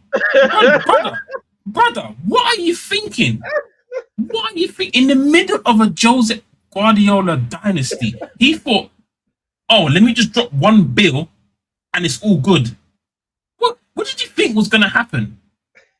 It's an absolute disaster. And I'll be honest with you, it's all his fault. Now, how do they go about rectifying it? I mean, I don't know. Because now they ain't got no money. And half the players there are absolute garbage. I saw the article saying they might want to get rid of Poch, but it's 10 million to terminate his contract. And they can't afford it because they end up breaching financial fair play. So now they have to keep him. So it's like, now they're in a massive predicament. They are what we call down cataclysmic. They are down cataclysmic. It's an absolute mess. They are an absolute mess. And you know, I tell you what, the worst of it hasn't even come. It's going to get worse. The worst of it hasn't even come. It's going to get worse. I promise you. Listen, Kyle, I could not agree with you more. They are down catastrophic. Like, I warned Chelsea fans about it because you know what it is. Chelsea fans. Listen, I hate Arsenal. I hate Liverpool. But this could not have happened to a better club. It could not have happened to a better fan base. Chelsea fans, yeah, you know, you had your Abramovich era. Bunch of you lot jumped ship to support them when their money came in, and now they jumped to Man City when they got the money. But they all thought Abramovich is gone, Todd B's in, he's gonna spend. They just thought Abramovich was a spender. He's a big spender, big vulture, come out with a big wallet and just laying down the cash, and that's how we won. There was obviously more to it. Man had a team. There was you took Peter Kenyon, I think it was Peter Kenyon. Yeah, you took from Man United when he first came in. We went and got Jose. Obviously, he was the up and coming manager. By the time he left, Petr Cech and what's his name? Her name's rather Marina Gravis. Marina, I can't remember how to pronounce her surname. Ballon d'Or winning. What's it called? Sporting director. I mean, I don't know whatever that means. But they had a team that planned the footballing direction of the club. Todd B came in and ripped it all up. Obviously, owner's gone. Cech, Marina, everybody gone. Oh, you know, get rid of Tuchel, same time. Everybody gone. I'm going to run this. I'm going to be judge, jury, executioner. Owner, sporting director, the advisor to the manager, technical director, chief scout. Like, he was everything. Man was doing up Harlem Globetrotters, flying left, right across the world, racking up the air miles. Yannick could get him some free flights on BA. I beg. The man is doing up miles to go sign these players because he's omnipotent, omnipresent. He's everywhere, doing everything. Who asked him for this? Chelsea they weren't Man City, they weren't Liverpool, but they were competitive. They won the Champions League under Tuchel. They finished third. They're spending a bit of money, but they need a bit more, maybe a new direction, a bit more, a new plan, maybe a bit of a new project. My man went the whole 9 yards and then some, ripped up the whole club. Not just ripped up the whole club and said, we're going this way. And we're going to get 25, 21-year-olds. And we're going to get Graham Potter to manage them. That's what he done.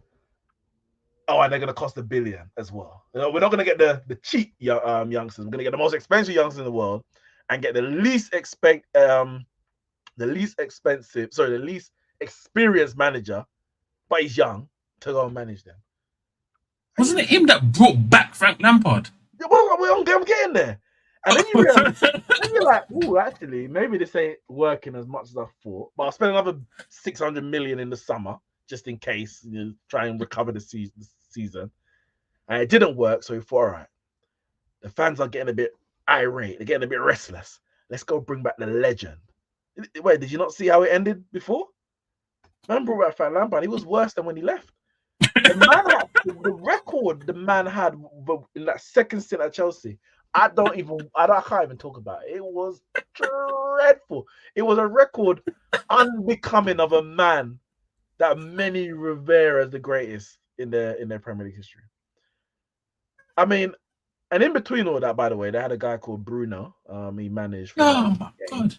And Bruno's like, I can't take this shit. Like, I gotta get out of it before it gets toxic. And then you went and got Pochettino. Now, listen, I put Poch out, but I ain't putting this on Poch because here we are, 18 months later. You've gone through 4 managers and you've gone backwards. You've gone backwards to the point that you're sitting in 11th. You know what? Oh, I even got the. Let me see if I can get the picture up.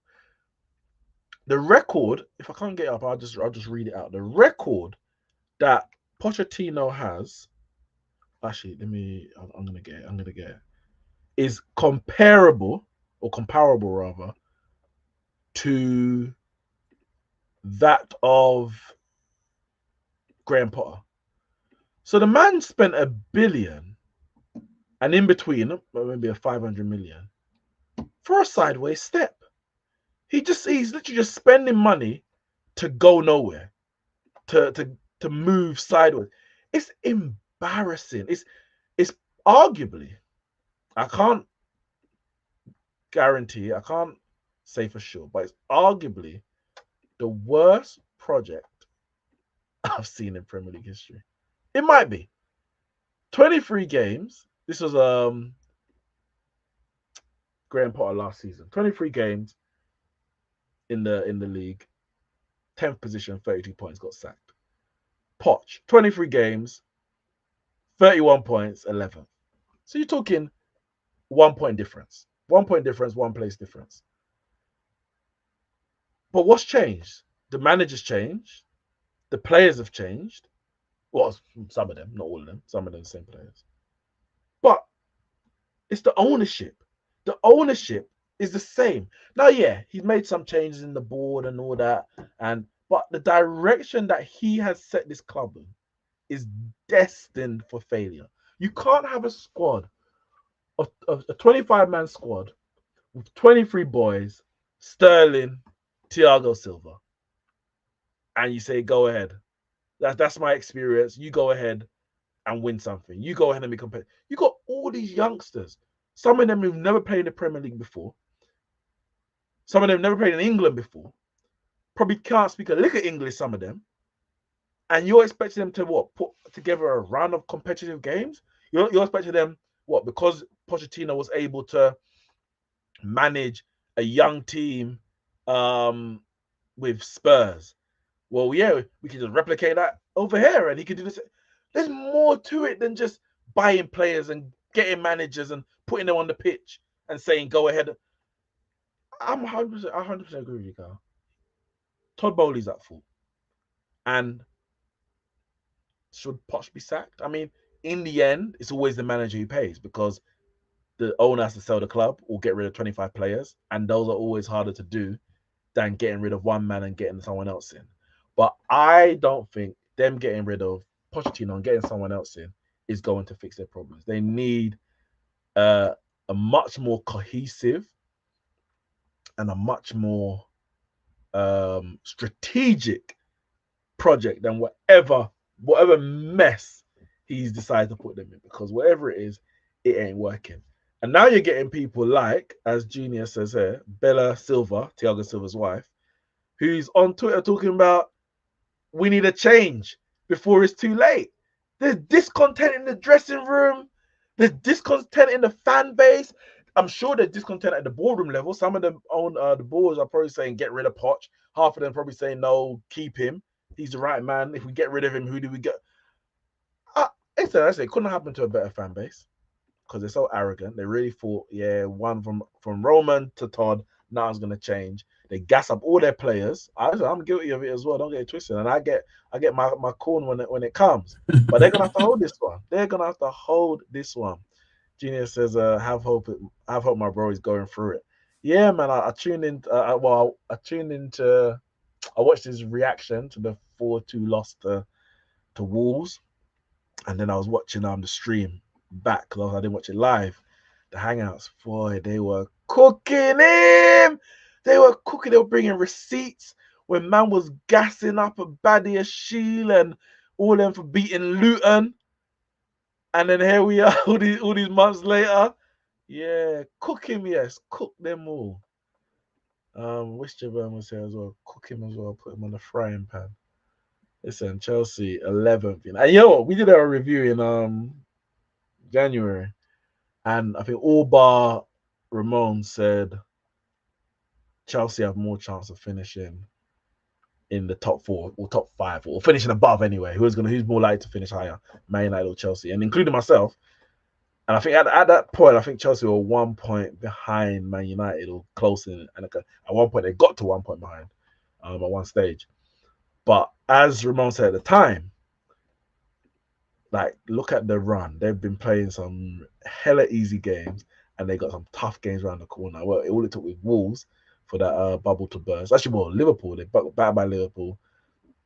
Wolves beat them 4-2, and now they've got a run of games that, I mean, isn't favourable to say the least. Who they got? So I think they got Aston Villa tomorrow in the FA Cup. Palace away. Yeah, you'd say they should win that, especially with Palace's injuries. Then they got Man City away, Tottenham at home, EFL Cup final, Brentford away, Newcastle home, Arsenal away. Like, boy, it isn't. They'd be lucky if they get a win in their Edgeways. Chelsea would do well to finish in the top 10 this season. At this point, like, it's a top half. We got I will say it's not even respectable. Finishing 10th ain't respectable. Finishing 9th ain't respectable. 8th, 7th keeps you in a job, potentially. Anything lower than that, you're at risk of getting sacked. I mean, you're at risk of getting sacked if you finish 7th. But at 8th, it's one of them positions where you're like, you're not even in Europe. You're like, if they sack me, I can't complain. I deserve this. I'm not saying it's Poch's fault. It's not, but it's easier to get rid of the manager than there's 25 players. But I just know that unless they get some proper experience, quality in this side, and stop going after all these fancy dames that, as you said, other teams are going for, all these young talents. Talents don't get results today. Talent may get results in the future, but what about today? And now you're going to hope that all the players that you bought, they all come. If you make 10 players, buy 10 players under the age of 23, the likelihood of all them making it, probably 50-50. We get 5 of them will make it, 5 of them won't. If you buy a squad of 25, you're setting yourself a failure because now you only got 12 good players. Like that can't, and I don't even know if Chelsea got 12 good players. I'm talking max. You got max 12 good players. Yeah, it's peak. It's peak for Chelsea, but I ain't mad at all. Now, I wouldn't say on the flip side, but another club who's going through a change is Man United. So Ineos obviously became 25 or becoming, they haven't actually been ratified by the Premier League, 25% shareholders within Manchester United. They're going to oversee and take over the sporting element of it, sporting director, etc., etc. I know my views. I'll give them shortly. But what's your view? Not necessarily on Ten Hag, because I don't think it doesn't really matter in the grand scheme of things, but more so on his position. Because there's obviously a lot of Man United fans. I won't say a lot. It sometimes can be hard to judge. I don't think it's a lot, but there's a fair amount of, especially loud, vocal Man United fans who, let's say 2 games ago, were Ten Hag should be sacked now. Not that he needs to be sacked now, immediately, in January. Get him gone. Then there was others who were like, give him to the end of the season. And there's others who's like, trust the process, I back him all the way, past the end of the season. Da, da, da. Ten Hag, what should his future be as regards to Manchester United? Um, it's a tough one to be honest, because I'll be honest with Ten Hag, there's a number of factors at play. I think one, I've watched Man United since he's joined them, and I'm still struggling to see like the direction that him as a manager wants to take the team. There's many games, not just you, bro, not just you. yeah. There's many games that just go by, and I just don't understand what the players are meant to be doing. I don't know if because they're not good enough to do what he's asking of them, or they're confused with what he's asking of them, or maybe he's not being clear enough of what he's asking of them. I don't know, but I don't seem to understand the direction he wants to take them. So I think in terms of going forward, if obviously if that continues, I would say he's not the right man for the job. But again, it also comes down with the new direction that Man United are taking, with Ineos taking over the sporting direction side of the club, and I'm assuming they're going to handle all of the ins and outs of the transfers at Man United, and obviously the direction that they want to take the club, they may want to say, okay, we want to play this style of football or sign these profile of players. Physically, mentally, potential wise, whatever it may be, technicality, whatever it may be, we want these profile of players.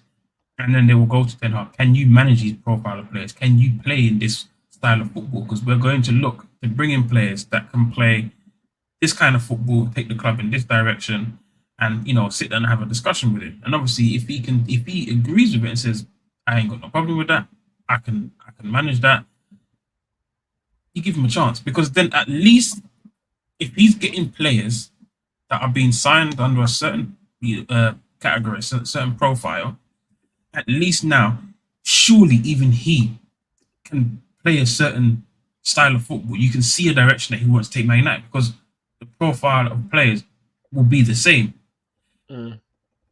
And obviously, if he disagrees and says, I'm not really all for that, then I mean, they part ways. So I think it's kind of up in the air right now, because yeah, these last couple of weeks have been good for Man United, but for the last few years, this has always been Man United. Man United come and go in bursts. Like they come and go in bursts. They'll have a period where they'll have a good 5-10 game period, and you're like, oh yeah, we're just around the corner from being back, and then it goes on for another 10 to 15 game a run of misery. You're like, oh my god, we're back here again. So yeah, at the moment things are well, but it has to be sustained for longer. Like looking at it in such a short snippet and saying, "Oh no, Ten Hag's the right man, keep him in." No, it's too much of a short snippet to be saying, "Yeah, keep Ten Hag." Like, I'm not saying get rid of him, but I think everything needs to be looked at, whether he knows what he's doing or he wants the certain profile of players and the direction that he wants to take the club. What do Ineos want? What do they want to do? Do they have their own ideas, or are they happy to say we're going to subscribe to what the manager wants, and then we will go about looking for players that the manager needs to fulfill what he wants, or we're going to do it our way and we want Man United to go this direction? Is Ten Hag the right manager for this? So I guess it all comes down to that. So I guess it's honestly it's all up in the air, and only time will tell realistically. See, when you give us two options, I will go for the latter at this stage, because I think if you're in a position like Klopp or Pep, where you've been there for X amount of years, you've had X amount of success, then you can kind of guide the direction by which you want the club to go, or the club's already being molded in your way. Because at the start of the project, they'll say, we want to go in this direction, let's get that manager to do it. And then by definition of the fact that you're there for so long, you're all going in the same direction anyway. So your views then become aligned. Maybe you end up getting more power in terms of players that you want to sign and all that. But you're already going in that same direction. Man City, they set up a lot of the structural things before they got Pep, because they knew where they wanted to go. Then they got the manager who they felt could take them on that journey. Liverpool maybe slightly different. I can't remember the exact process when they got him in, but then they got in the likes of Michael Edwards and other things around him. And to be fair, they were very actually to be fair, they were very kind of strict in this is how we're gonna go. And Klopp had to come along for the ride until he proved himself effectively, and then he was able to drive the ship himself. So things like he wanted to sign people like Julian Brand and Mario Götze, and they said no, we're going for Mo Salah, and he had to say okay, cool. And then it's like, all right, now that you've proved that you can win doing what we're saying, we're going to listen to you a bit more. So then he can go out and sign, I don't know, off the top of my head, maybe let's say Darwin Nunes was his choice. And they say, all right, we're going to go with you on this one. Even though we were thinking of going for Hoyland, for argument's sake, we're going to go with you because you've proved yourself good enough to make those decisions. Ineos are coming in now. And I think they need to go down the route of, and I think they are, from what we're hearing, of this is the way we're going. So you're either gonna fall in line with that, or we're gonna get someone who aligns with what we're gonna do. And you give that remit to that manager, whoever you're hiring. This is what we're doing. Do you agree to this? And I think that's the way it has to be. Last summer, sorry, last 2 summers even, Ten Hag's had a lot of control in terms of transfers.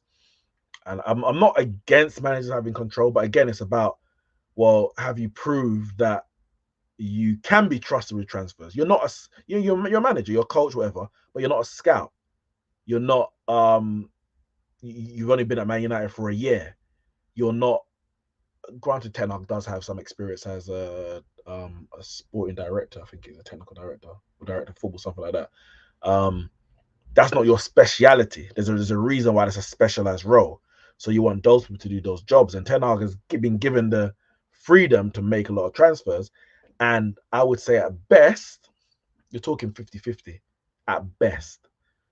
Martinez, I'll say, is a success, injury aside. Casemiro is a success, finances aside. Højlund could prove to be a success. I'm struggling after that. We're talking about signings.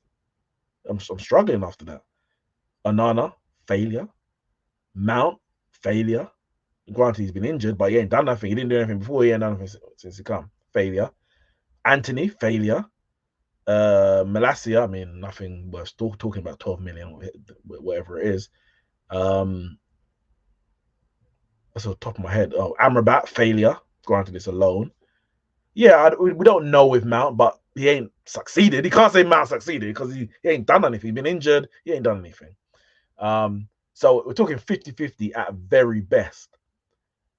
So I think Ineos needs to say, no, we're taking over. And from what we're hearing, they're saying basically, we are going to bring you a bunch of players. We're gonna say, all right, so you need, I said Anthony already, Z. You need a right winger. All right, we're gonna go out. Here's 5 right wingers. Choose one.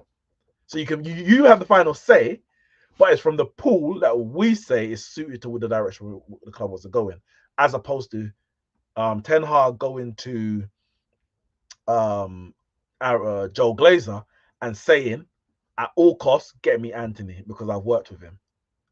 That's 2 different approaches. And clearly, the one that we've been doing, and it's not just Ten Hag, it's Jose, it's Oli, it's Van Gaal, it's all of those managers since Fergie. It's been, I want or I don't want this specific player. Get him for me or don't get him for me, as opposed to the club bringing a pool of players that they've scouted that fit the direction and the philosophy of where they want Man United to go and saying pick from there. Completely 2 different approaches. I think that's the one Ineos need to take. And will Ten Hag fall in line? Well, if not, then you're going to be sacked. Like, do you want to manage Man United or not? Or do you only want to manage Man United on your own terms? For me, you have to, if you want to manage Man United, it needs to be under the terms of Manchester United as opposed to under your own insular philosophy, until you've proved yourself, until you've done a Klopp, whether you've done a Pep. As far as whether I'm Ten Hag in or not, I think, and I've said it all season, I'll continue to say it, unless we're in like a un like an unprecedented position, we're talking Chelsea. Yeah, I heard that. Chelsea or below, 50th, all that kind of nonsense, then for me, he has to be given to the end of the season. Last season, against most odds, I'm not going to say all odds, it wasn't like, oh, we won the treble, but against most odds, finished third, won a trophy, got to another cup final.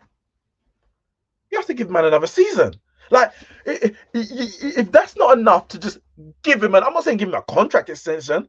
I ain't saying give him the keys to the castle, the keys to Manchester, but I'm saying just give him another season. All right, let's see where we are at the end of next season, or end of this season as we're in. And if it is better, the same, worse, you make a decision from there. If the plan that you want to bring, and he's the one that he wants to accept, if they work, then maybe you give him another year, or you say, all right, cool, it wasn't a great season, but you got until January to prove to us that things are now moving in the right direction. Because granted, we're not moving in the right direction, don't get it twisted, but the same way he had last season to prove what he could do, surely he has the rest of this season to correct the mistakes that he's made. I think it's only fair. And what I would say to, and I've said to a lot of Man United fans, we're in February now. What mileage is there in sacking Ten Hag now? Who benefits? Man United, the players, the owners. Who benefits? Ten Hag? Nobody benefits. Man United have to pay out on his deal. The season's done anyway, like in all intents and purposes. I mean, maybe it's not as done, but if you sack him now, who are you gonna get to change the fortunes of the season? So if we're saying, let's say we say the season's done, cool, we're not gonna do anything. A new manager comes in. So is it no longer done? Now we can get top 4. Now we're gonna win the FA Cup. If it's done, then just let it play out and make the decision or make the change at a natural pause in the season, as opposed to you making this thing at the middle of the season. Then you have to bring in an interim. You bring Ollie back for 6 games, and then you go and get the manager that you want. It's a messy. People say, "Oh, let's get a manager in so we can plan for the summer."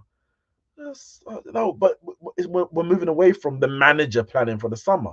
We're moving towards the sporting board director, CEO, whatever, making the plans, and then you get a head coach who falls in line with those plans. So for me, before these last 2 games that we've won, I was saying give Ten Hag to the end of the season.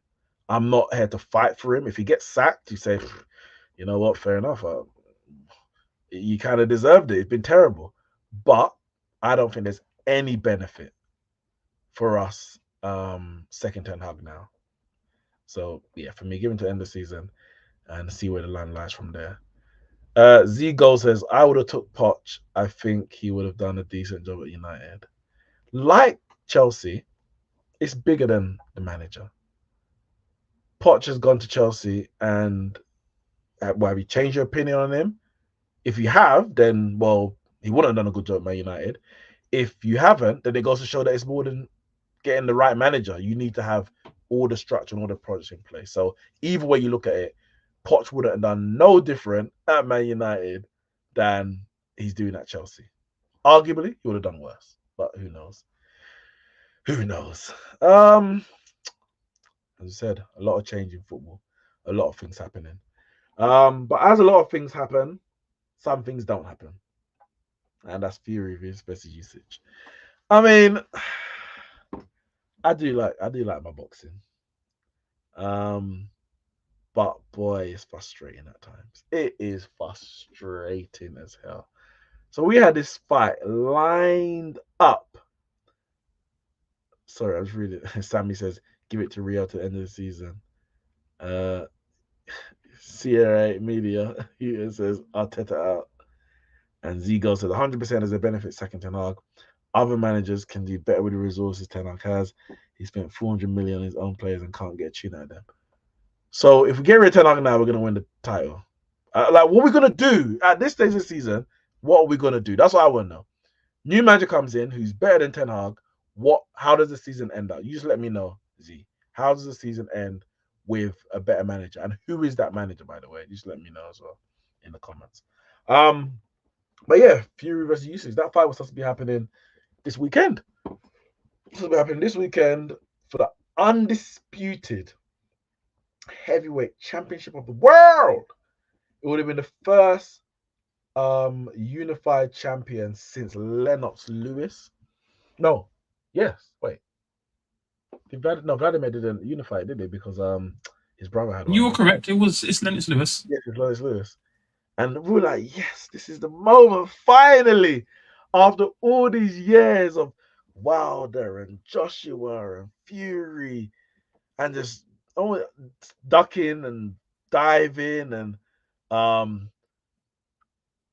what you call it, retirements and mental health issues and shock losses and all of that. You thought, all right, we've reached the moment. This is it. And Fury pulls out. Fury pulls out. And I don't even know if I can say I saw it coming. But it's one of those where it's like, until they're actually in this ring, I ain't getting too excited. I was getting kind of excited, but I ain't getting too excited. But boy, I tell you, this is a dagger. I think this is a bit of a dagger in the heart for boxing. Granted, they've set a new date, blah, blah, blah. But can we even back that new date? It's in May now. Anything can happen between now and May. It changes the dynamics. Usage would have been ready. Fury, you'd hope, would have been ready. Now they got to go for another 4 months training. Yeah, I just think this is not good for boxing, Kyle. It's not good for boxing. I mean, clearly Fury needs to blast the training, getting his ass whooped by a flipping sparring partner. Flipping fool, man. I tell you, Neeks, I don't think you understand. You know how I am in boxing already. I just despise this current crop of boxers between the lack of talent and the lack of fights. And Fury, like Fury's got talent, but the guy ducks and dodges so much fights. He chats so much crap on social media. Like the guy's an absolute waffler. Like, but one time, boxing and the promotion team and all the people, the marketing team, all the people, the one good thing that they did, and you sent through that little promotional bid. Promo was cold, the promo vid. Oh, I sent it through the promo, and I saw the thing, and I said, "Oh my god, this is sick." Nika, the one time I get excited, my hopes are up, and I'm like, "Oh, it might actually be a serious bout. It might be a serious bout." Oh, no, you've been cussing boxing for the longest while, and then you finally got excited. And I think probably a day later, it got snatched away. I couldn't believe it. I said, "You gotta be having me on. You have to be having me on. There's no way. We're just over a week away. There's no way you're having me on. There's no way." I watched the promo of it, and I was like, "All right, I'm getting a bit excited." And then they cancel the fight, and all the people that have booked their flights and their hotels and their tickets, and they got to cancel. Like, it's an absolute mess, man. It's a joke. And you know what? Never getting excited again. That's it. The one chance that I gave, the one time I get pulled back into the boxing world, and I'm like, a little bit of excitement. I'm ready to go again. What's it, Carl? So you're not getting excited for the 5th of? Oh no, not 5th. What can't remember day is now in May, the 19th or something like that. You're not getting excited for that, no? I couldn't care less now, man. Couldn't care less. It was promo vid expired. Look at him, man. What does he say? Look at him, stupid dosser, man. You bum dosser. Didn't you bum dosser, man? Look at him. So it's been rescheduled, man, for the 18th of. I mean, we were really getting up for this, you know. We were really getting 18th of Just May. patch him up, man. Good to go, man. Oh my god, man! It's God, man. You know what? I think he needs it. He I needs what generally think he the needs it exercise. because the fact I don't know, like obviously, no one does this intentionally, but you know what? He might have not taken the hit deliberately, but I don't know the fact that he's been hit like this, right? In sparring, in training, Yeah, and he obviously ain't ready. the way he, no, but it's that and the way he got handled by what's his name? Yeah, Nagani. I never pronounce his name, man. Nagani, I think it is, yeah. Yeah, the way he got manhandled by him, he's clearly out of shape. He's clearly out of shape, and he ain't ready Mm, to be fight. He ain't ready to be fighting, I and hear I you. don't know if he'll be ready ever again. Maybe he's just out of shape and he's over the hill now. I don't know, but and Mm. you know when something goes on for too long and you're like, I'm tired of it. I'm bored now. Like this is dragging. This is dragging, man. You're It's right, kind of yeah. like when we wanted the Wilder Joshua fight for so Yeah, long and it didn't happen. It just started dragging, and you just like, I don't care anymore. I just don't care if they fight or not anymore. It's just dragging. Like the hype wears off. The fans are screaming for it. They're crying out for it, and it's just dragging now, man. It's just dragging.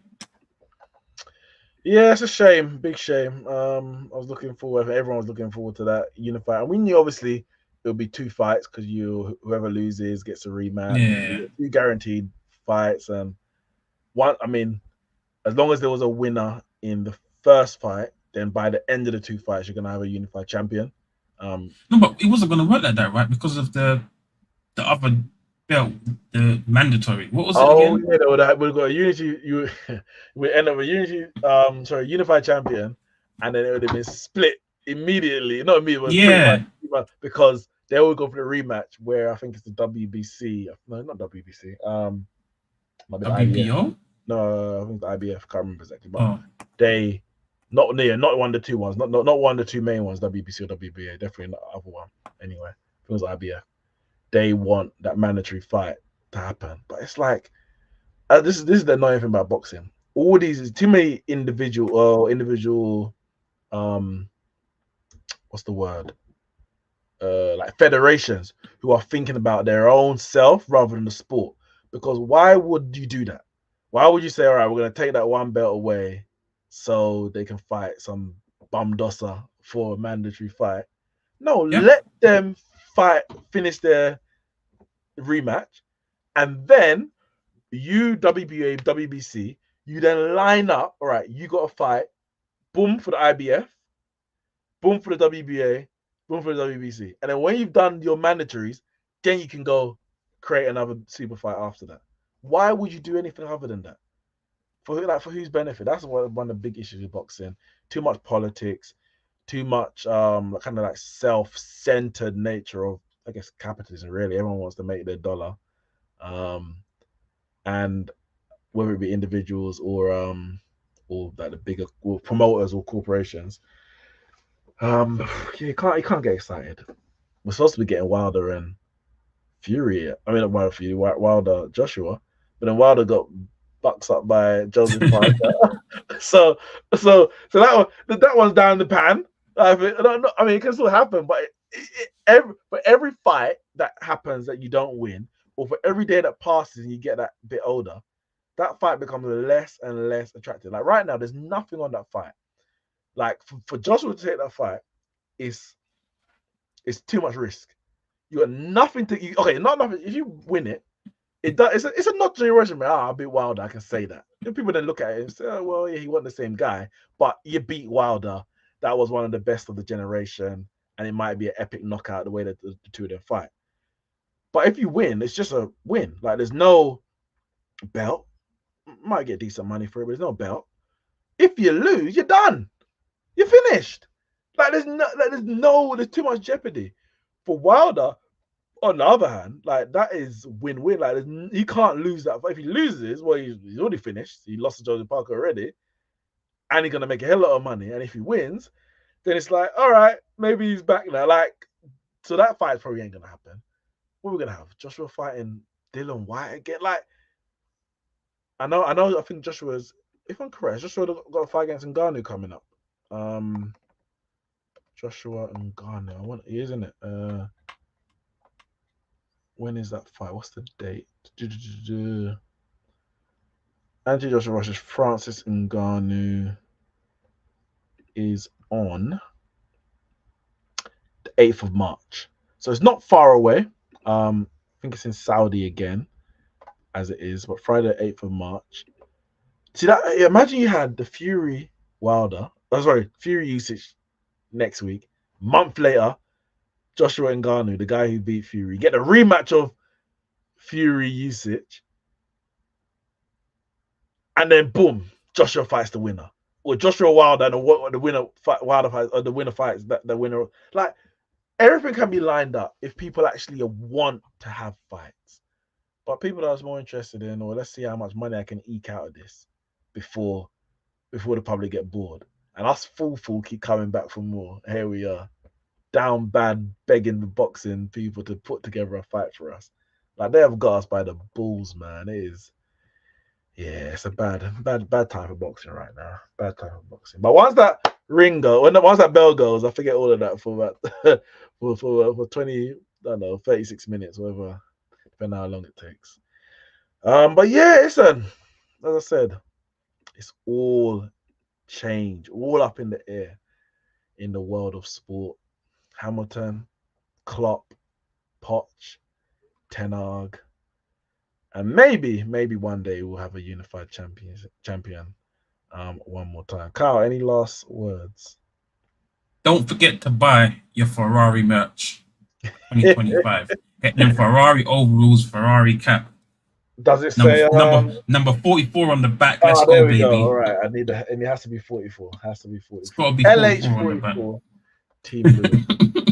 Guys, thank you for joining me. Thanks for all the interaction in the comments. Like the video. Junior, Z, Yannicka, Ike, Sammy, Skills. Have I missed any? That's been most of the people in the chat. Thanks for all the interaction. Like the video, subscribe to the channel, and we will see you again very, very soon.